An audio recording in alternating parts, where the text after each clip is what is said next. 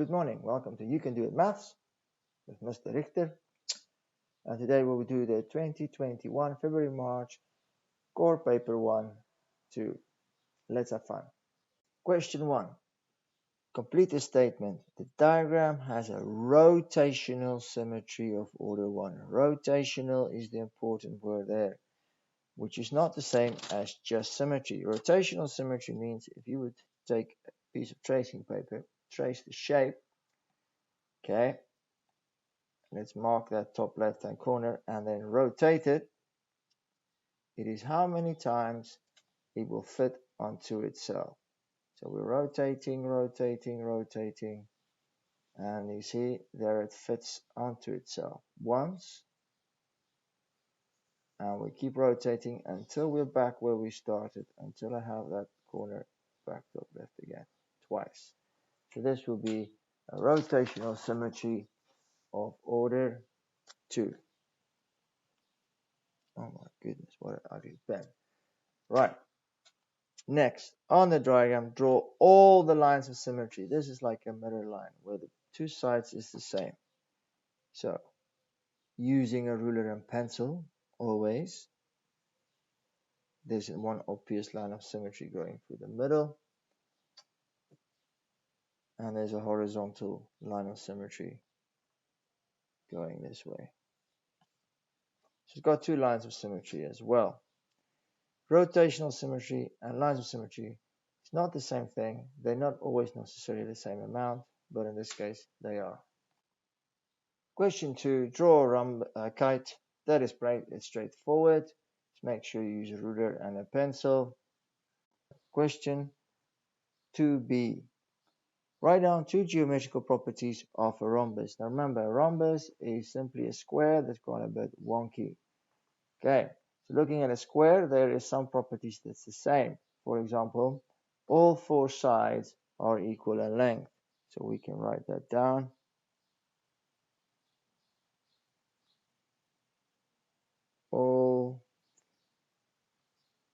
That's one.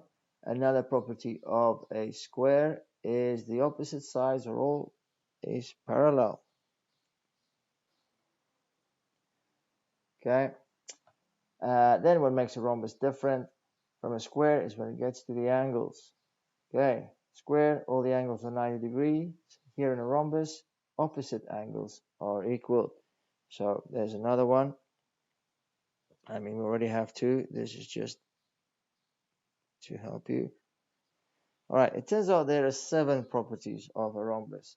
If we were to draw the diagonals, which means connecting the opposite corners, we can find a lot more properties, but there, 2 of these 3 would be enough. All right, question 3, calculate the value of square root 7.29. That is obviously a calculated question. Straightforward, press square root 7.29 and equal. And we press this SD button. The answer here is 2.7. Oh, I need to write that in. 2.7. Question 4. Write down a multiple of 9 between 100 and 110. Now, it's a 9 times table. So let's get to close as 100 as possible. That's easy. 9 times 10 is 90. All right, and we're going to continue with the 9 times table. We just keep adding 9. The next is 99, add another 9, 108. 108 is between 100 and 110, and that's what we slot in. Question number 5. Danby rounds the number 4,896. He writes down 4,900. No problem there. Rahul says Danby rounded 4,896 correct to the nearest 100. That seems all correct to me. Explain why Rahul cannot be certain that Danby rounded 4,896 correct to the nearest 100. Okay, so I think the secret here lies in that nearest 100. That one over there. Let me just get the right color, please. Okay, it could be rounded to something else. Okay. Let's see, what else can we round it if we don't round it to the nearest 100? Well, we can round it to the nearest whole number or the nearest unit. So we can write she could whole number, okay, or the nearest integer. For example, okay, if the number was, before she rounded it, 4,900.4, for example, if you round that to the nearest whole number, you get 4,900.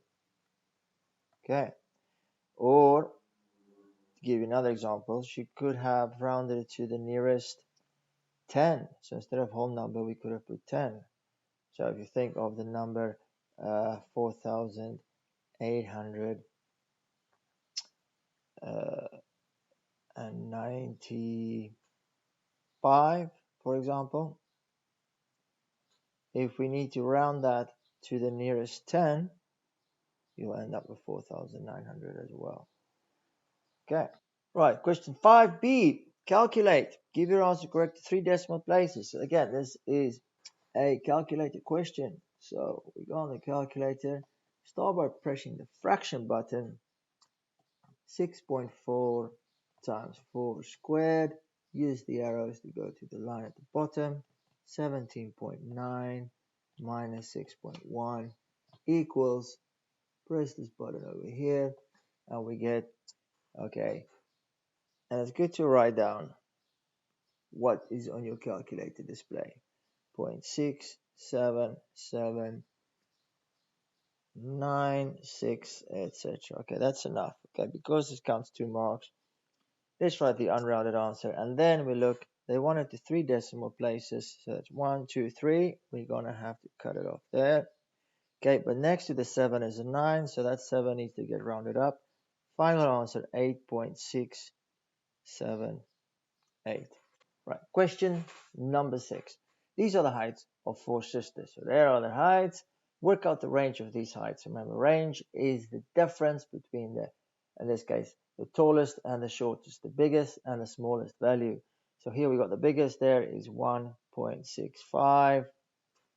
Smallest is shortest, rather, 1.53. Subtract those and we get the answer 12. All right, so you're working out to make sure you get these marks. Okay, the 4 sisters have a brother.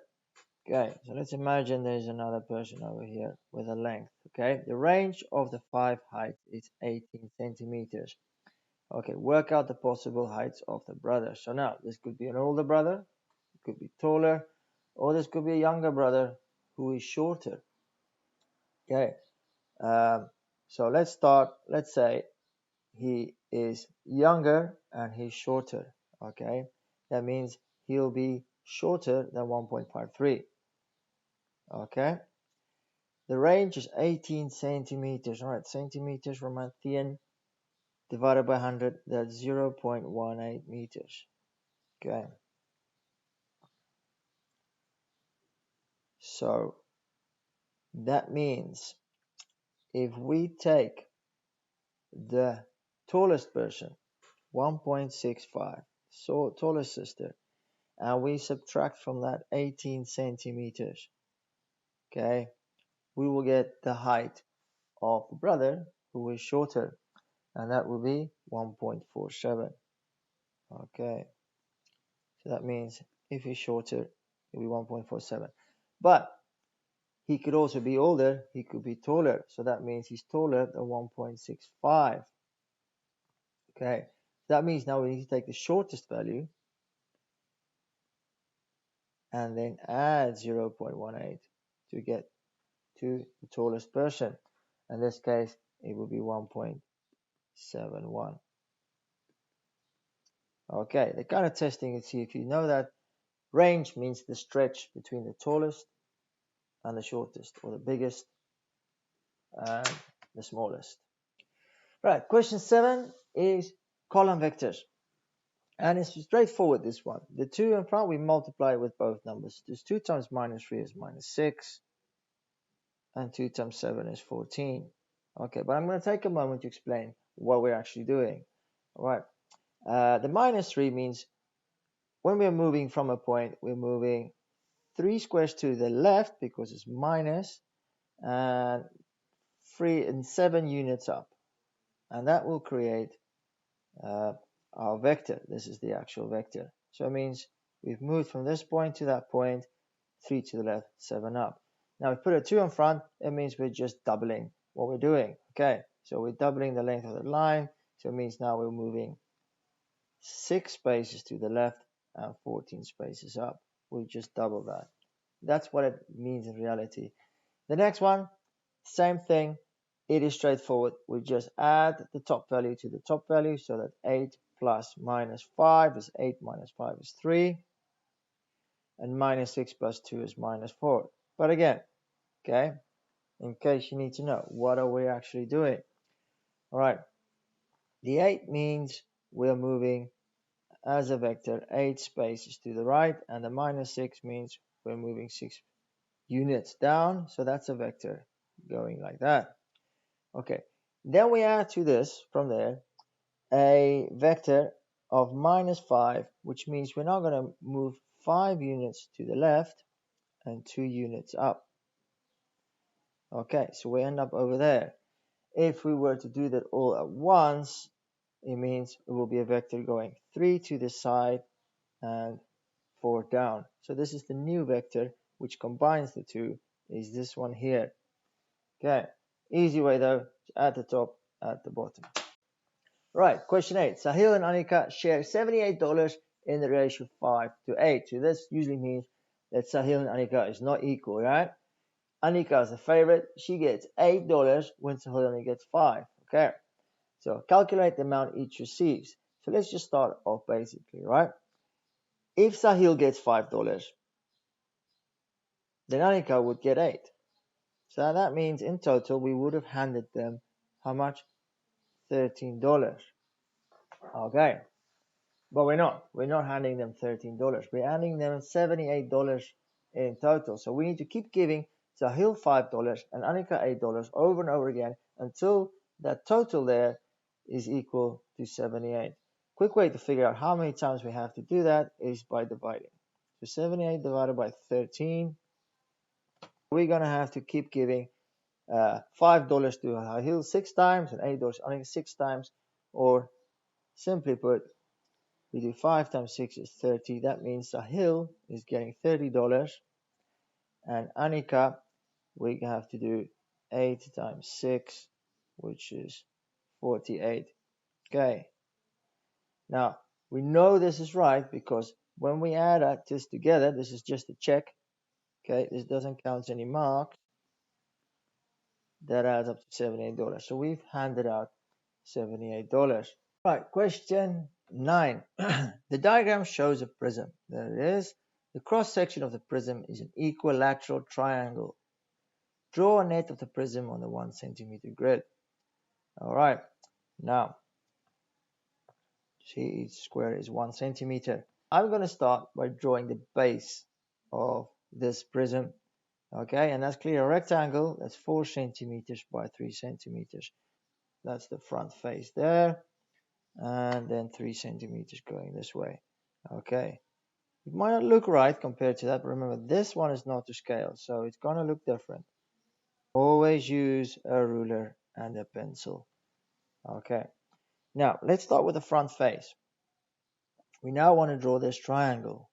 Okay, but how big? How big are we going to do it? We need more information because they did not give us these lengths. So we always go back to the information they give us, and we look there. The diagram shows a prism. The cross section of the prism is an equilateral triangle. So if you ever get stuck, go back to the information they're giving you. There's always something there.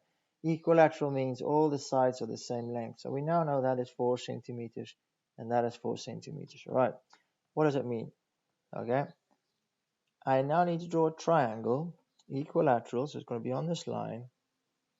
Okay, but we can't really use the squares anymore because we're going diagonally. So I'm going to use the actual length of my ruler, okay, and measure 4 centimeters.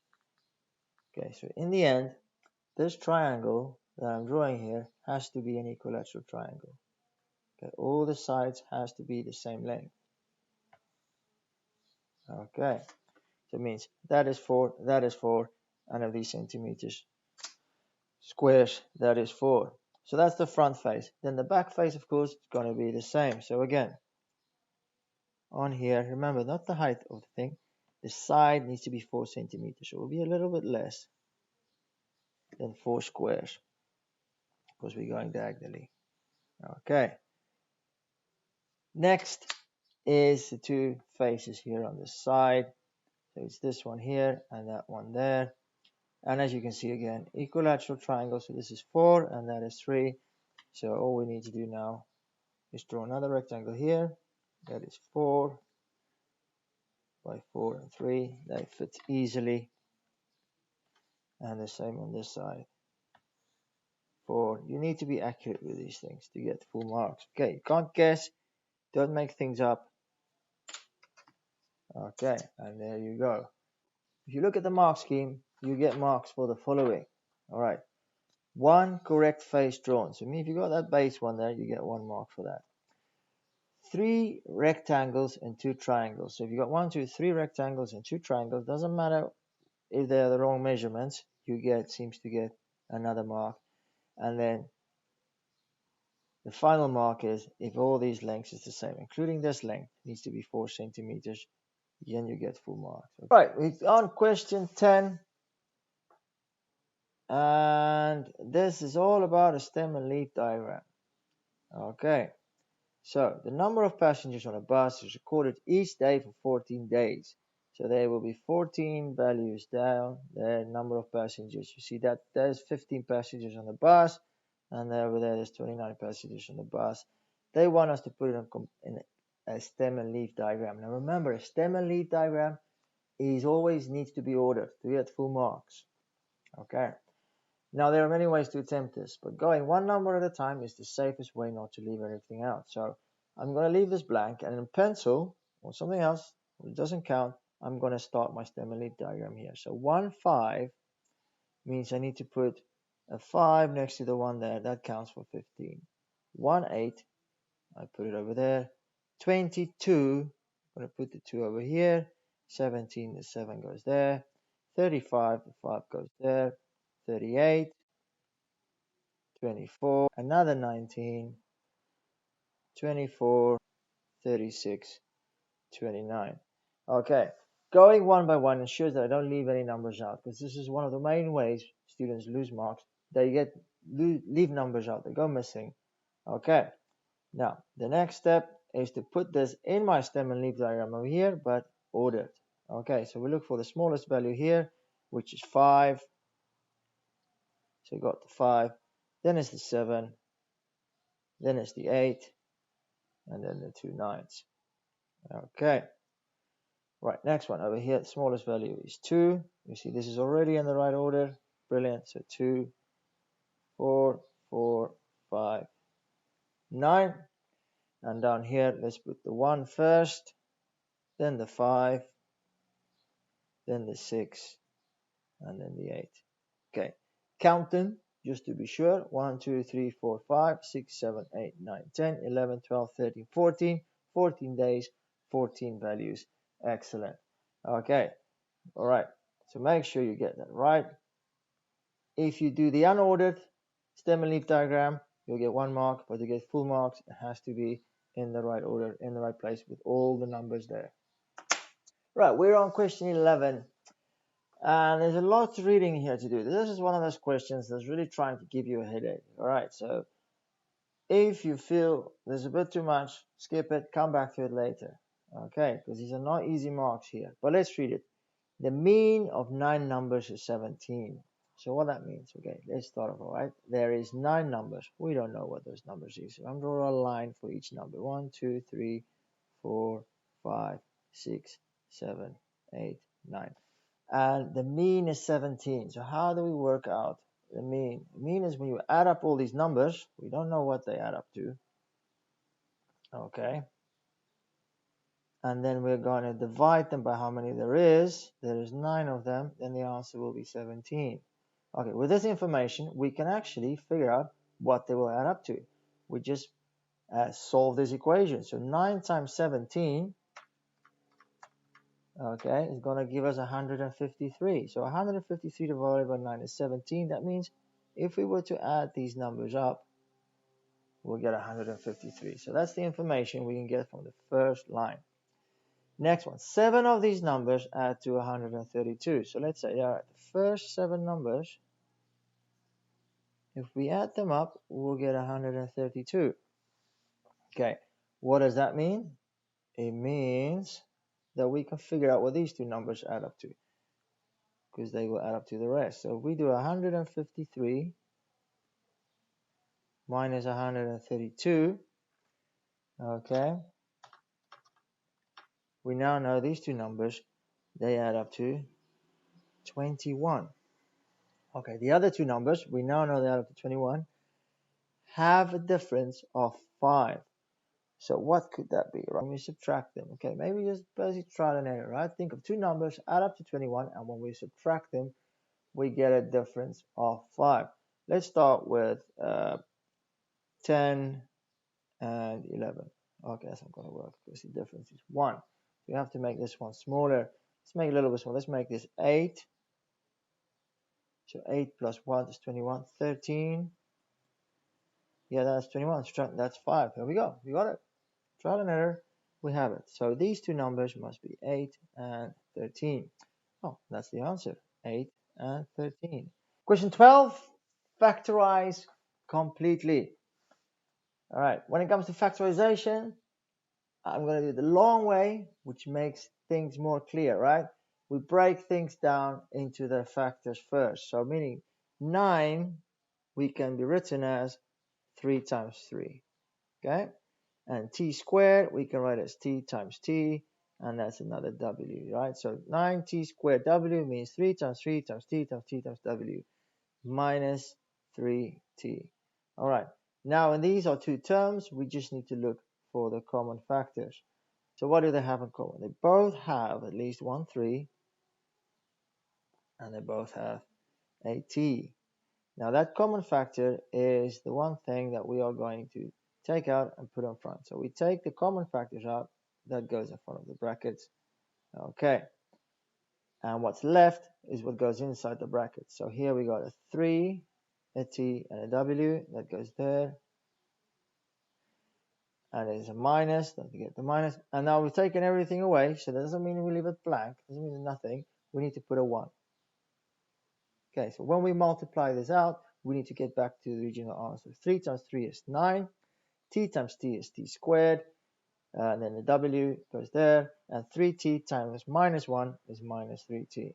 Okay, full mark for a fully factorized answer. Now I know there's other answers, and these will only get you one answer. For example, if you only factorize out the 3, that will give you t squared w minus t. That's 1 mark, 1 out of the 2.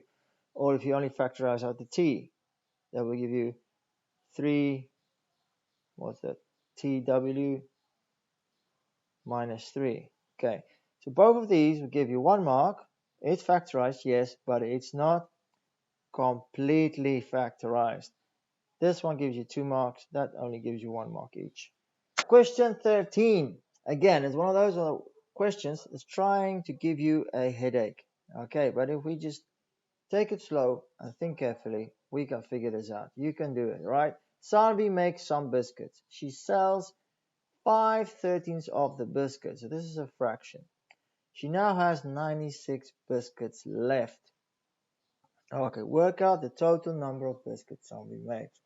All right, let's take this slow. Let's start with this fraction. Okay, let's go back to the day, right? What does 5/13 means? 5/13 means we have 13 of something. In this case, it would have been 13 biscuits. Okay, let's draw them all. These are, imagine, nice chocolate chip biscuits. What do we got? 6 plus another 6, 12 plus another one. That's 13, right? Yes. And she sold 5 of these. So let's say they sold 1, 2, 3, 4, 5. That's it. She sold those 5. So she had 13 biscuits. She sells 5. How many does she have left? She's got left 8. 8 biscuits left. So that means she's got 8 out of 13 biscuits left. Okay. Now the thing is, she doesn't have 8 left. She's got 96 biscuits left. Okay, we can write this as a fraction. Okay, that 8 is actually not 8, it's 96 out of how many? Okay, that would be the total number of biscuits, which was not 13, was something else. Equivalent fractions is pretty straightforward. Okay, we need to multiply the top and the bottom by the same number. So what do we multiply 8 by to get 96? Let's do the reverse calculation there. 96 divided by 8 is, of course, what? Yeah, 12. So it's 8 times 12 gives us 96. So we do 13 times 12. Oh, 13 times 12. Don't let ugly handwriting cost you marks in exam. Never. That's 156. That's it. That will be the total amount. So you've got 96 out of 156 left. All right, so what this actually is, this is an equivalent fraction question disguised in lots of words. Nice sequence questions, one of my favorites. These are the first 4 terms of a sequence, right on the next 2 terms. So what you always do with sequences, check the difference term to term rule. In this case, you are subtracting 7. So we subtract 7 each time. So to continue this sequence, we subtract another 7. 8 minus 7 is 1. And then we subtract another 7.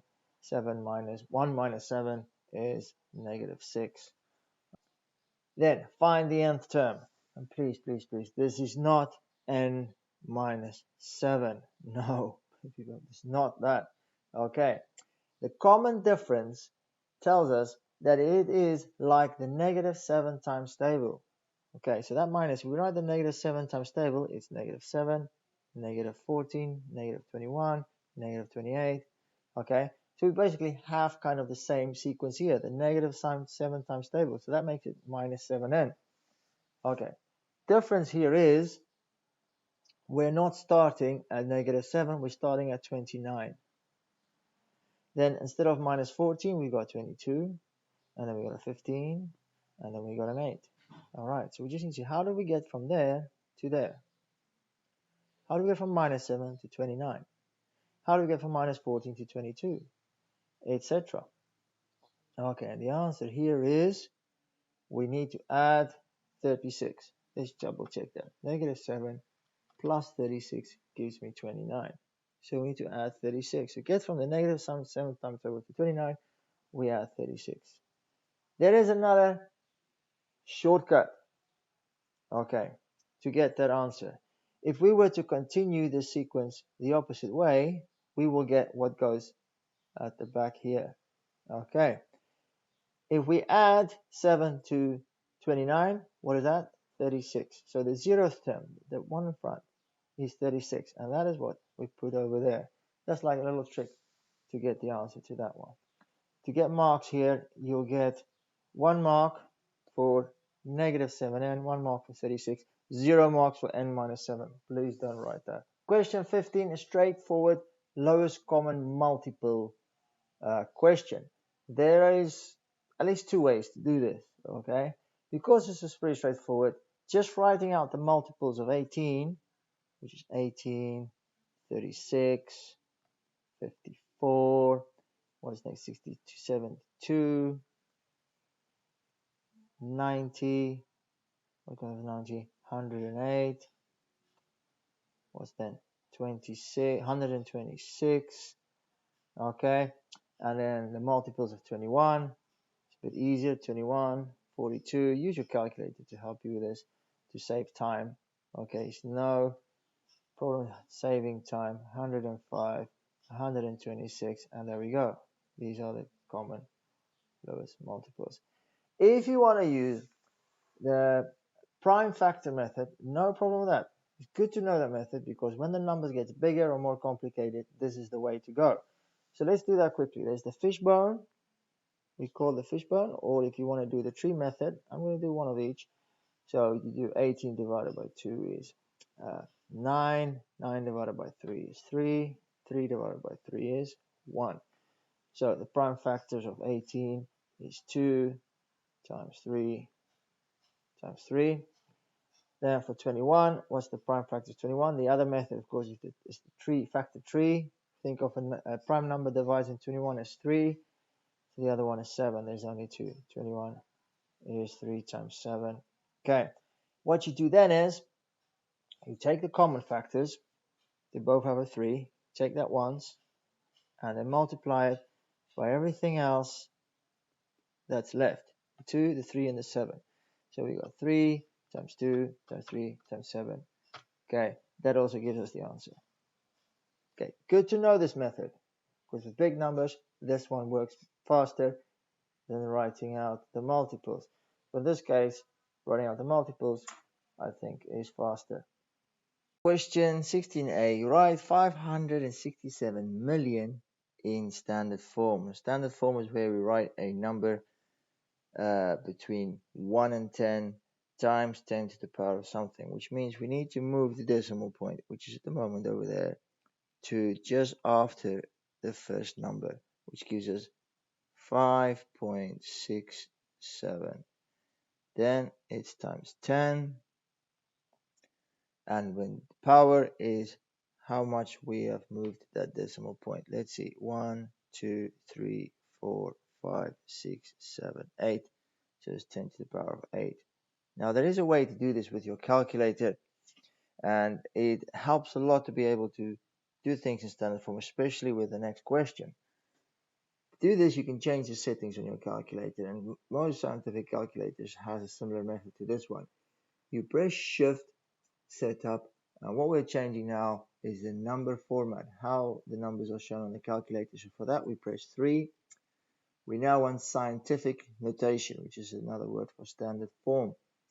So we press 2, and then select 0 to 9 is how many significant figures you wanted to show.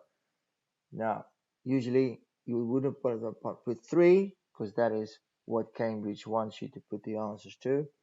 But I'm going to put 4, since in the mark scheme in the next question, that's how many significant figures they show. So let me show you how this works now. If we put the number 567 million into the calculator and press equal, there it is. It gives us the answer in standard form or scientific notation, and in this case, the 4 significant figures. Okay, this is going to help us a lot with the next question B, where it tells us calculate the product. Now remember, product means multiplication of the largest number and the smallest number from this list. All right, so let's first find the largest number. Okay, to find the largest number, we're going to start by looking at the indices. As you can see, there's 2 numbers that's got a square. So these are the 2 biggest numbers, because the index is the biggest. All right, not the 6.79. It is smaller by a factor of 10. Now of these two, 6.2 is of course the biggest. You could think that it as 6.20 is bigger than 6.18. The largest number is 6.2 times 10 squared. Write this down because you get a mark for identifying the biggest and the smallest. We're going to multiply that by the smallest number. And here we need to look at the smallest index. There's a -2 and there's a -2. So one of these numbers are the smallest. The smallest here will be 6.35. 6.50 is bigger. So we multiply that by 6.35 times 10 power minus 2. All right.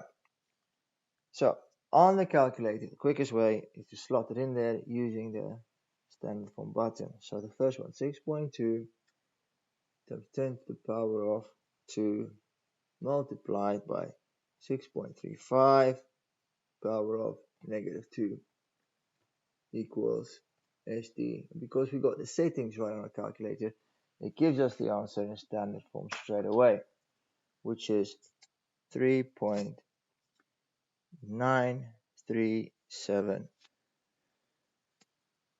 times 10 to the power of 1. Okay, now as I understand Cambridge correct, if you write it to 3 significant figures like this, you should also get your marks, although it does not show that on the mark scheme. I believe it will be correct.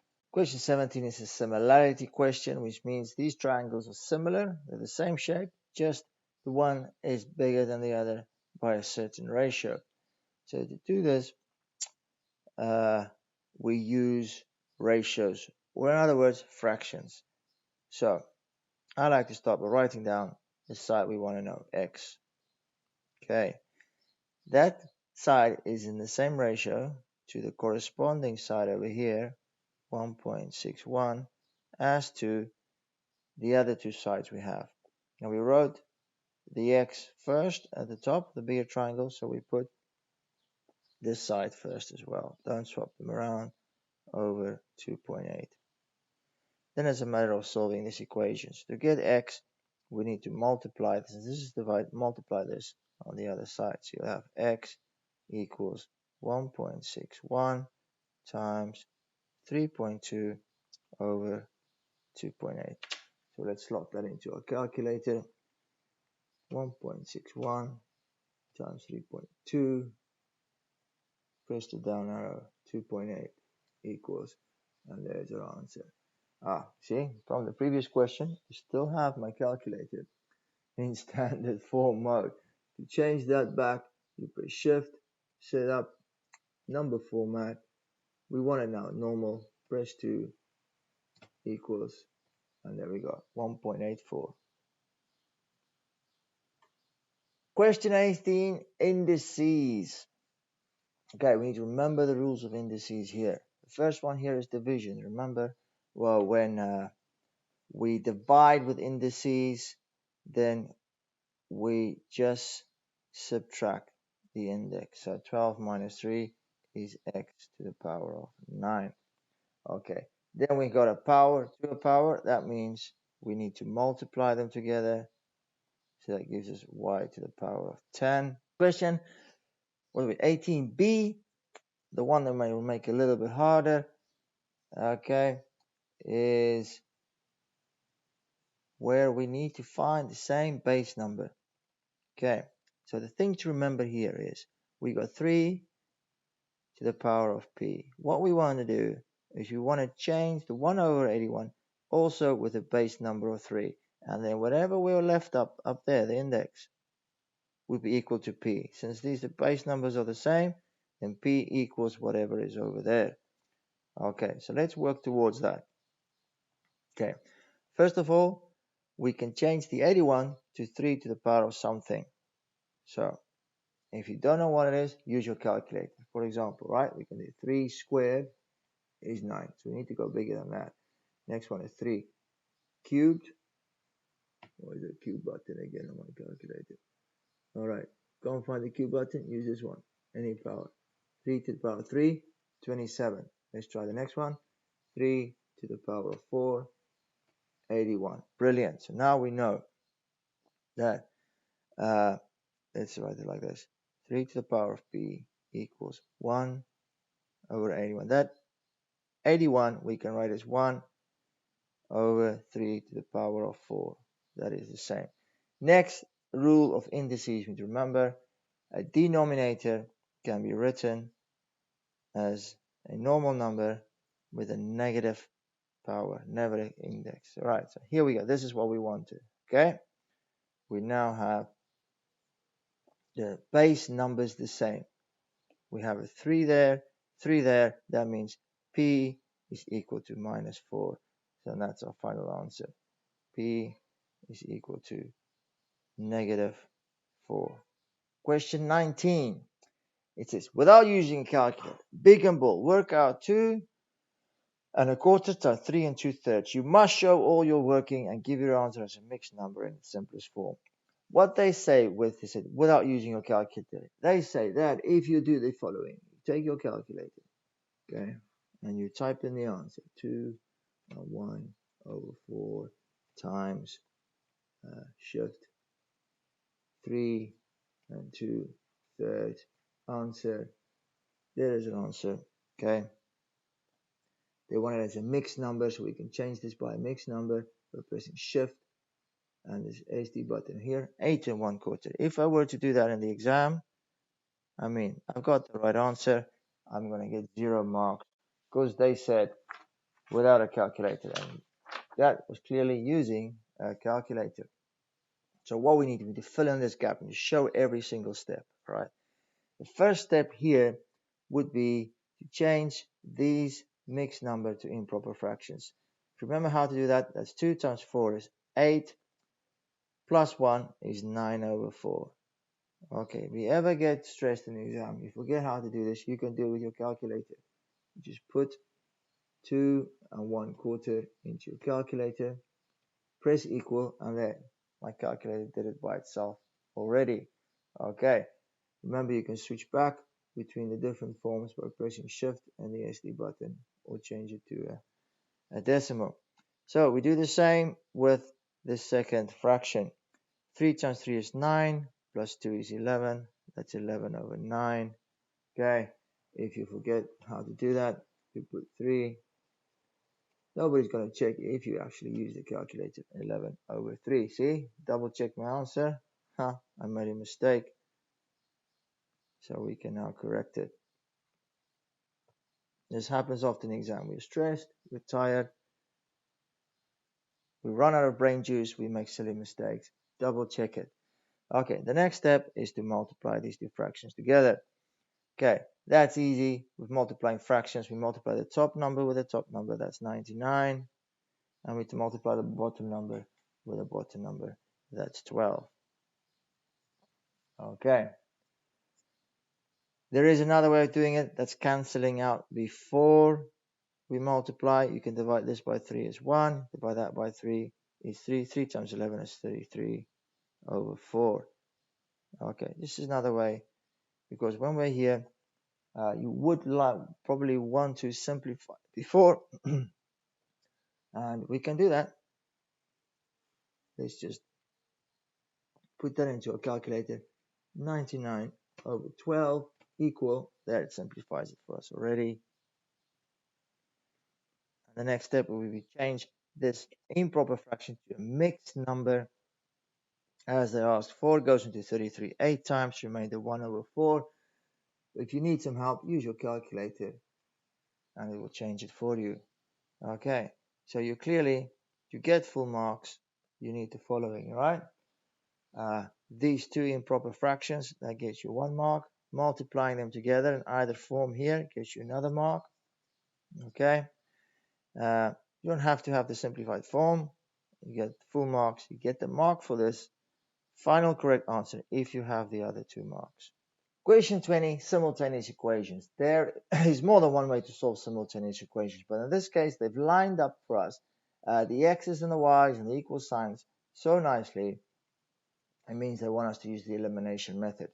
Elimination means we eliminate one of these, the x's or the y's. If we get rid of the x's, we get rid of the y's, we can work out what is the other one. Okay, but to do that, we need to get the coefficient, the number in front of the x or the number in front of the y of both equations the same. All right, for example, there's 5x and 2x. Okay, we want to get that 5 and that 2 the same. We use this by using common multiple, right? Probably the lowest common multiple is the best. So what is a common multiple of 5 and 2? That's 10.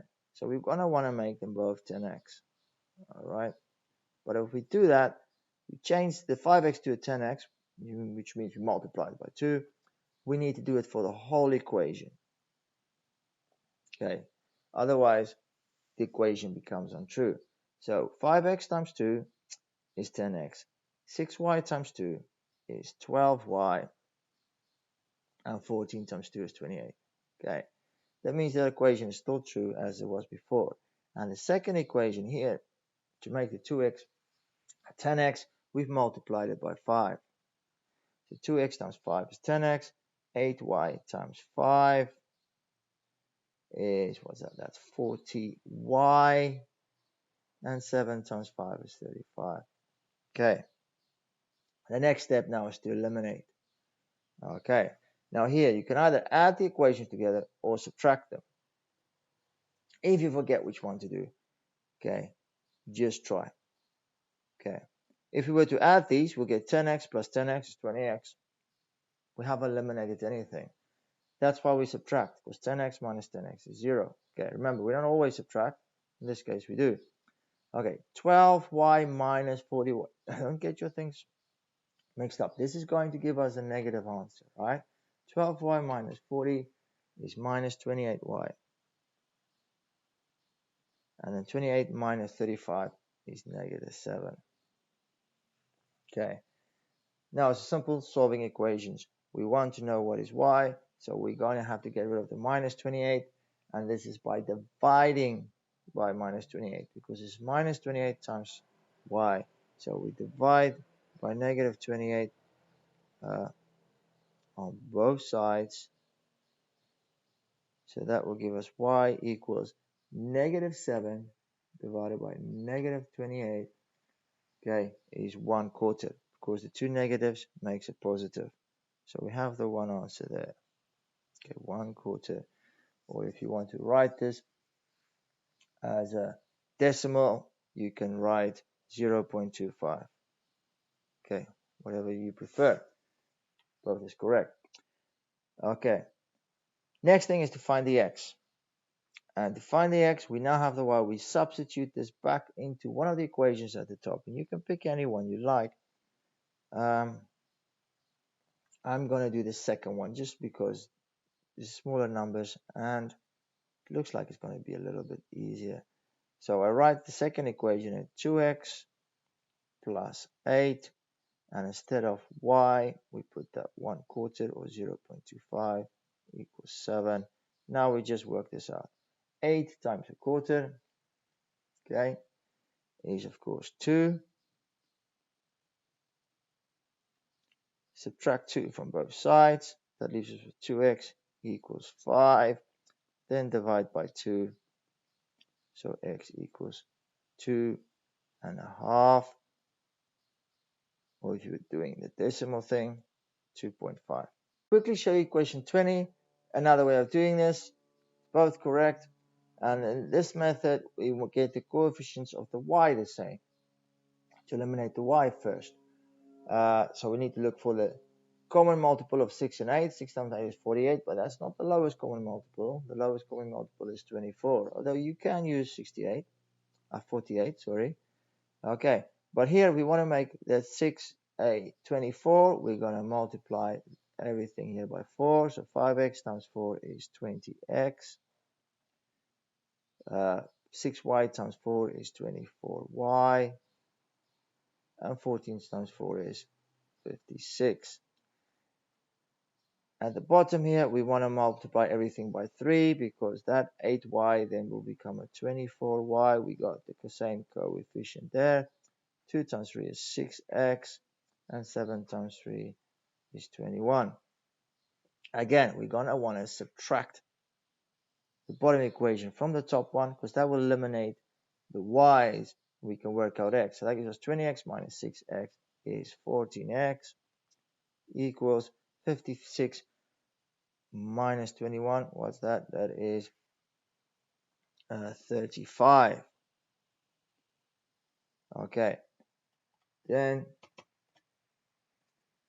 to get the x, we need to divide both sides by 14.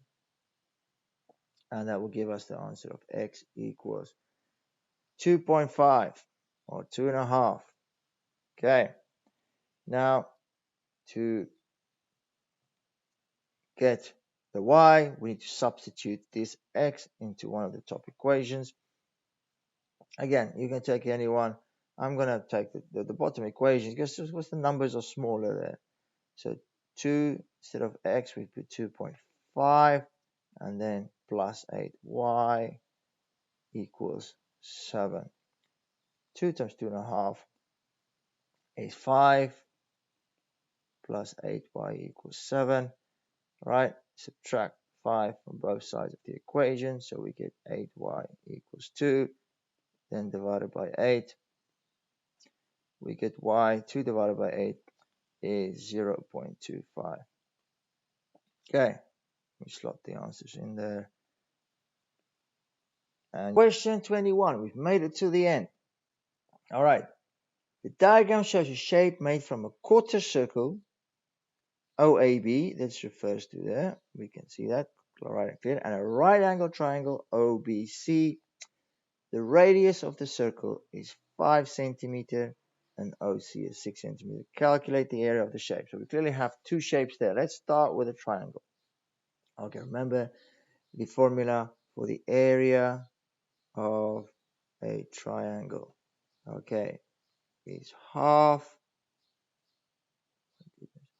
base times height. What do we have over here? We got the height, That's 6. That's the height.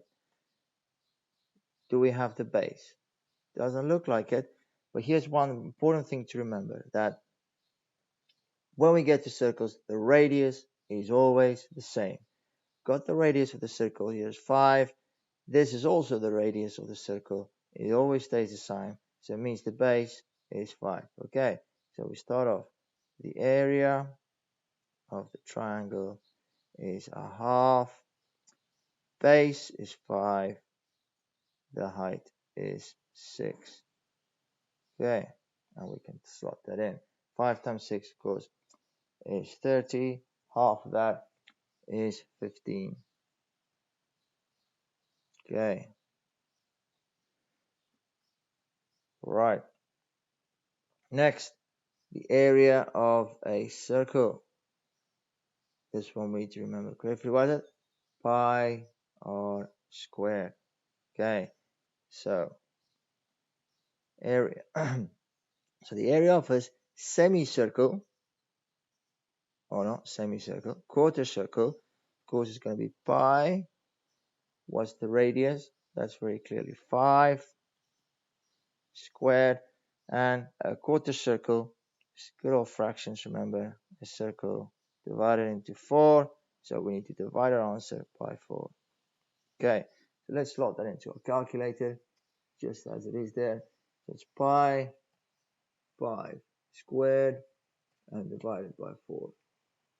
Okay, which gives us 19.6349. Put a good bunch of digits there.